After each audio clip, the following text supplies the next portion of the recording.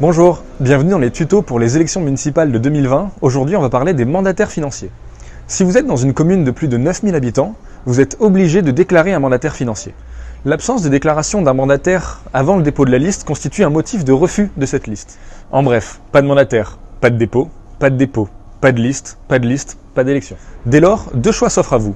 Soit vous déclarez une personne physique en préfecture, soit vous constituez une association de financement électoral. Comme toutes les associations, elles doivent être composées au moins de 2 personnes. Même si vous avez décidé de financer entièrement votre campagne avec vos propres fonds, vous êtes dans l'obligation de déclarer un mandataire financier. La première mission du mandataire financier est d'ouvrir un compte bancaire unique dédié à la campagne. Le mandataire financier a 2 missions. Sa première est de récolter l'entièreté des financements en vue de la campagne. La période de financement électoral a commencé depuis le 1er septembre. Dans ce cadre-là, le mandataire financier doit vérifier la régularité de tous les dons et également donner des reçus dons à tous les donateurs. Sa deuxième mission est de régler l'entièreté des dépenses de la campagne grâce au compte bancaire unique qu'il a lui-même ouvert comme on l'a vu un peu plus tôt. Là-dedans, il faut qu'il fasse bien attention à ne pas dépasser le plafond des dépenses, à toujours vérifier le caractère électoral des dépenses et enfin à toujours bien payer le juste prix. Qu'est-ce que le juste prix ? En fait, le juste prix, c'est ce qui permet de garantir l'équité entre tous les candidats. Ça veut dire que vous ne pouvez bénéficier d'aucune remise de prix ou d'aucune gratuité si les autres candidats n'en bénéficient pas aussi.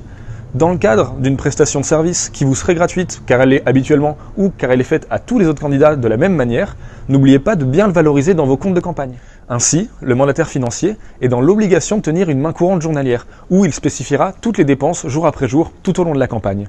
C'est cela qui fait du mandataire financier à la fois l'administrateur et aussi le donneur d'alerte du candidat pour son compte de campagne. À retenir, le mandataire financier doit donc être déclaré avant le dépôt de la liste et à compter de sa déclaration en préfecture, il est le seul à pouvoir effectuer les dépenses dans le cadre de la campagne. Il se peut que vous ayez déjà effectué des dépenses dans le cadre de votre campagne avant la désignation d'un mandataire financier. Si c'est le cas, pas de panique.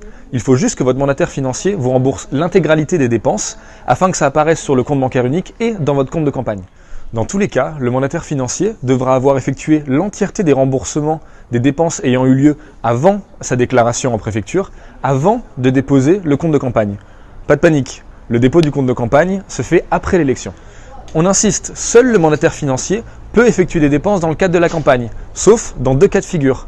Si c'est un groupement ou un parti politique qui effectue la dépense, ou si des colistiers, la tête de liste ou des militants doivent effectuer des petites dépenses, comme par exemple des frais d'essence ou acheter du scotch en urgence.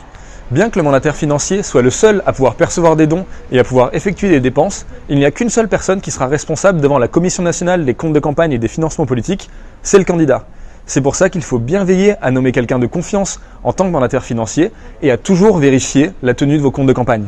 Merci d'avoir suivi ce tuto sur les mandataires financiers et on vous donne rendez-vous pour le prochain numéro.